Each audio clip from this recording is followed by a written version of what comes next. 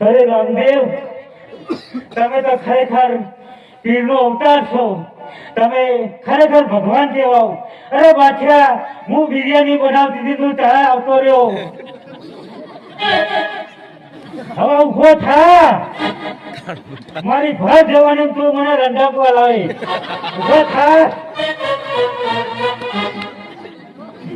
અરે રામદેવ, તમારે ગામડે ગામડે તમારા નેતા ફરક છે અને ગામડે ગામડે તમારા મંદિર બંધા છે, પણ મારા બાદશાહના આજ પછી કોઈ પણ બેન દીકરી છે તો